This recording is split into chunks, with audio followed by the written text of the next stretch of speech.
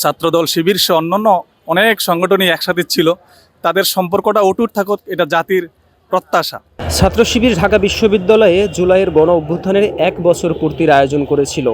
এরপরই বাম সংগঠনগুলো থেকে বাধার সম্মুখীন হয়েছিল। এরপরই ভিন্ন এক কৌশলে আবির্ভূত হয় ছাত্র শিবির। এরপর থেকে আলোচনার কেন্দ্রবিন্দুতে পরিণত হয় আয়োজনটি। শিবির যা করেছে এটা সাধারণ শিক্ষার্থী সহ সবাই অ্যাপ্রিসিয়েট করেছে ব্যাপারটা। তারপর যে বাধার সম্মুখীন হয়েছে আসলে এটা হচ্ছে বামপন্থীদের দ্বারা, শিবির যাতে তারা এইরকম সুন্দর সুন্দর জিনিসগুলো উপস্থাপন করতে না পারে, তো ওইগুলো হচ্ছে মানে তাদেরকে প্রশ্নবিদ্ধ করার মানে অপচেষ্টা চালানো হয়েছে আর কি। তো আমার মনে হয় না তাদের চেষ্টাটা সফল হয়েছে। তারপর শিবির আমরা সাধারণ শিক্ষার্থী হিসেবে যা দেখি, শিবির যা উপস্থাপন করতেছে এগুলো হচ্ছে সবার কাছে গ্রহণযোগ্য, কারণ এখানে গ্রহণযোগ্যতা রয়েছে। এখানে রাজাকারের প্রশ্ন বা যে কোনো প্রশ্ন, এটা হচ্ছে আমরা বিগত যেই পতিত স্বৈরাচার দ্বারা মানে মিথ্যা মামলার দ্বারা আসামি সহ অনেকের ফাঁসি হয়েছে মিথ্যা মামলায়, ওইটা আমরা সবাই জানি। তো ওই হাসিনার আমলের অনেক যে মানে ষড়যন্ত্রগুলা ওরা বৈধতা দেওয়ার চেষ্টা করতেছে মানে বামপন্থী শাহবাগীরা। তো এটা হচ্ছে আমরা সাধারণ শিক্ষার্থী হিসেবে বা দেশের সাধারণ জনগণ হিসেবে এটা আমরা কোনোদিনই মেনে নিব না। ওখানে মব সৃষ্টি করেছিল, এর পরে গিয়ে ছাত্র শিবির যে তাদের সাথে সংঘাতে না গিয়ে, কোনো বিতর্কে না গিয়ে প্রমাণ করে দিয়েছে যে বেগম প্রাইম মিনিস্টার, কয়েকবারের প্রাইম মিনিস্টার বেগম খালেদা জিয়া, যে তিনি বলেছিলেন যে যাদেরকে ফাঁসি দেওয়া হয়েছে এরা নিঃসন্দেহে যুদ্ধ অপরাধী নয়, এরা নিঃসন্দেহে মানবতা বিরোধী অপরাধী নয়, ওই মানবতা বিরোধী অপরাধী হচ্ছে সেই স্বৈরাচার, সেই ফ্যাসিস্ট শেখ হাসিনা। আপনারা এখানে দেখতে পাচ্ছেন। এবং সুখরঞ্জন বালি ওনাকে যে চাপ দিয়ে সাক্ষী দেওয়ার জন্য নিয়েছিল, উনি সাক্ষী দেয় নাই, কিন্তু ওনাকে ভারতে গুম করে ফেলা হচ্ছে। এভাবে অসংখ্য, এই যে আপনি দেখেন বুয়া সাক্ষী আলতাফ হাওলাদারকে ওনাকে পিস্তল মাথায় ঠেকিয়ে গুলি করবে বলে এরপরে তার থেকে সাক্ষী আদায় করে নিয়েছে। এবং এই আপনি সিনহা যখন বাইরে গেছে তখন সে সম্পূর্ণ বিষয় প্লাস করে দিয়েছে এখানে কি হয়েছে। শিবিরের বিরুদ্ধে যখন ছাত্রদল কিছু করতে চায়, এটা জাতীয় ভালোভাবে নেয়নি, শিবির এটাকে ভালোভাবে নেবে না, আমরাও এটাকে ভালোভাবে নেইনি। তো আমরা প্রত্যাশা করব, যেহেতু জুলাই গণবিপ্লবটা বিশেষ করে ছাত্র শিবির, ছাত্রদল সহ অন্যান্য যে ছাত্র সংগঠনগুলো ছিল, তারা আবার একসাথে মিলেমিশে থাকবে। যে কোনো আগ্রাসনের বিরুদ্ধে তারা ঐক্যবদ্ধভাবে আবার সামনে ভূমিকা রাখবে। আগামী নির্বাচন সুন্দর করার জন্য ছাত্র শিবির, ছাত্রদল তারা একসাথে কাজ করবে, এটা আমাদের প্রত্যাশা। অনেকেই বলছে শিবির তার আদর্শ দিয়েই এই পরিস্থিতির মোকাবেলা করেছে। ছাত্র শিবির অবস্থান থেকে দাওয়াতি কাজ করতেছেন এবং ছাত্রদেরকে বোঝাচ্ছেন, গার্জিয়ানদেরকে বোঝাচ্ছেন। আলহামদুলিল্লাহ তারা বুঝে শুনেই ছাত্র সংগঠনের ভিতরে আসতেছে এবং এর ফায়দাও নিচ্ছে। আপনারা দেখতে পাচ্ছেন শিবির কোনো আপনার কি কয় ধূমপান করে না, শিবির কোনো নেশার সাথে জড়িত না, নারী কেলেঙ্কারির সাথে জড়িত না।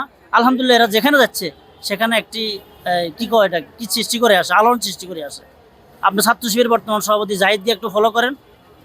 জাহিদ স্পষ্ট বলেছেন যে যারা আমাদেরকে কি করে গালমন্দ করে আমরা হাসি। আয়োজনের মাধ্যমে আসলে টিএসসিতে আমাদেরকে নতুনভাবে উজ্জীবনী শক্তি দিচ্ছে যে আমরা 1 বছর আগের ঘটনা থেকে আমরা আবার নতুন করে অনুপ্রাণিত হচ্ছি। আমরা এখন আমার এই মুহূর্তে দাঁড়িয়ে মনে হচ্ছে যে কোনো বাধা আমরা টেনে নিতে পারবো। যে দল যেইভাবে সুন্দর করে আয়োজনটি শুরু করেছে, বাধার সম্মুখীন যতটুকু হয়েছে সেটা যে তা মারাতে পেরেছে, সেটা অনেক বেশি গর্বের বিষয় আমি মনে করি। শাহবাগে দাঁড়িয়ে আমাদের সেই আল্লামা দেলাওয়ার সাঈদীকে ফাঁসি চাই বলেছিল, তারা শহীদ কামারুজ্জামান ভাইকে এভাবে স্লোগানের মাধ্যমে মব সৃষ্টি করে তাদেরকে কিলিং করে, জুডিশিয়াল কিলিংয়ের মাধ্যমে হত্যা করেছিল। সেগুলি আসলে এখানে যেহেতু ওই ফ্যাসিস্টের আমলের এই প্রত্যেকটা নথি এখানে উপস্থাপন করা হয়েছে, নজির উপস্থাপন করা হয়েছে। তারা আমাদের জন্য কি করে গেল আর আমরা এখন কি পাচ্ছি, কি দিচ্ছে, এই নজিরগুলি মূলত ইসলামী ছাত্র শিবির ঢাকা বিশ্ববিদ্যালয়ে তারা এখানে উপস্থাপন করেছিল। কিন্তু ওই মুজিববাদী, পেশিবাদী, শাহবাগী এরা নিঃসন্দেহে একটা অত্যাচার করে এই ছবিগুলি তারা ফেলে দিয়েছে। এটা মোটেও আমরা পছন্দ করি নাই। আমরা যেহেতু এখানে জুলাইয়ের বিষয়গুলি আসছে, এখানে কোনো ব্যক্তি স্বার্থ নয়। হাসিনার আমলে বিচারিক যে হত্যাকাণ্ড হয়েছে তাদের ছবিগুলো এখানে দেখানো হয়েছিল আর কি।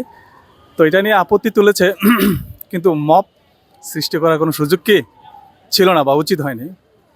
যদি তাদের আপত্তি থাকে তারা নিয়মতান্ত্রিকভাবে সেটা করতে পারত, কিন্তু এখানে মব সৃষ্টি করে নিজের হাতে এখান থেকে ছবিগুলি তুলে দেওয়া, এটা তারা মূলত এটাই প্রমাণ করতে চেয়েছে যে আওয়ামী লীগ যে বিচারিক হত্যাকাণ্ড ঘটিয়েছে তারা সেটার সমর্থন জানিয়েছে। তো শিবির তো একটি নিয়মতান্ত্রিক সংগঠন, আমরা যতটুকু জানি ছাত্র জীবন থেকে দেখতেছি, এখন আমরা কর্মজীবনে আছি, এখনও দেখতেছি যে একটা নিয়মতান্ত্রিক সংগঠন, যার কারণে তারা সংঘাত সংঘর্ষে না গিয়ে তারা একটি সুন্দর কৌশল অবলম্বন করেছে, যে তার বিনিময়ে তারা নতুন করে এই যে বিচারিক হত্যাকাণ্ড যে ঘটিয়েছে তার যে প্রমাণ বিশ্বব্যাপী বাংলাদেশব্যাপী, সেই প্রমাণগুলো তারা এখানে তুলে ধরে নতুন একটা দৃষ্টান্ত স্থাপন করেছে। তো আমি মনে করি যে এটাই সবচেয়ে ভালো হয়েছে, সংঘাত সংঘর্ষে না গিয়ে তারা তাদের কৌশলের মাধ্যমে তাদেরকে যে জবাবটা দিয়েছে এটা একটা সর্বোত্তম জবাব হয়েছে। খালেদা জিয়ার পুরনো বক্তব্যকে সামনে আনায় শিবির ঐক্য ধরে রাখার চেষ্টা করছে বলেও অনেকেই মনে করেছেন। ছাত্রদল শিবির সহ অন্যান্য অনেক সংগঠনই একসাথে ছিল, তাদের সম্পর্কটা অটুট থাকুক, এটা জাতির প্রত্যাশা। প্রতীক হিসাবে জিয়াউর রহমানের উত্তরসূরি হিসাবে খালেদা জিয়া সে ঐক্যটাকে ধরে রাখতে চাইছিল। আসলে মূলত সে ঐক্যের বার্তাই সেখানে দিয়েছে, এবং তারা তো সেই সময় শেখ মুজিব যে সকল অপরাধীদের মানবাধিকার বিরোধী বিচার করেছিল, সেখানে মাওলানা মতিউর রহমান নিজামী, কাদের মোল্লা, কামরুজ্জামান সহ কাউকে নাম পায় নাই। তো যাদেরকে পায় নাই তাদের বিরুদ্ধে সে ন্যায়ভ্রষ্টত্ব কথা বলতে পারে না। এই দৃষ্টিতে সে একজন সফল মানে প্রধানমন্ত্রী ছিলেন, এবং সে সত্য কথাটাই বলে গেছেন। আমি মনে করি আমরা তার এই কথাটাকে আমরা সাধুবাদ জানাই। কেননা আল্লাহ রাসূল সাল্লাল্লাহু আলাইহি সাল্লামকে যখন এই ব্যবসায়ী বণিকেরা আসতো দেখার জন্য, তখন ওনাকে বলা হতো যে ওখানে একটা পাগল আছে, পাগলের কাছে যাওয়া যাবে না, ওখানে জাদুঘর আছে, জাদুঘরের কাছে যাওয়া যাবে না। তদ্রূপ গত ফ্যাসিস্ট আমলের যারা ছিল তারা শিবিরকে এভাবে সকলের সামনে উপস্থাপন করেছে, রক কাটা এ করে সে করে, আসলে কোনোটার প্রমাণ নাই, ভিত্তিহীন। তেমনিভাবে জাহিদ ভাই এই ঘটনাটা বলেছিল যে পাগল বলে বলে মানুষজন ওখানে গিয়ে ঈমান আনে, আর এভাবে শিবিরকে খারাপ বলে তখন একটা ছেলে আগ্রহ সৃষ্টি করে যায় আসলে কি শিবির রক কাটাই আসলেই খারাপ, তখন এখানে এসে শিবির হয়ে যায়, শিবিরের সমর্থ ভরণ পূরণ করে, শিবিরের সাথী হয়, সদস্য হয়, দায়িত্বশীল হয়ে যায়। আলহামদুলিল্লাহ, এটা আল্লাহ রাসূলের জামানা থেকে শুরু হয়েছে, এটা আজকালকার জামানা নাই, এটা নতুন নাই। তারা তো সে উতবা সাইবা, তারা তো হামান কামান নমরুদের উত্তরসূরি, তারা এভাবে বলবে। তাদের বলাতে ইসলামের প্রচার প্রসারও বেড়ে গেছে। আপনি দেখেন শুরুতে ইসলামী ছাত্র শিবিরের কয়জন ছিল, আর এখন লক্ষ লক্ষ, প্রতি ঘরে ঘরে।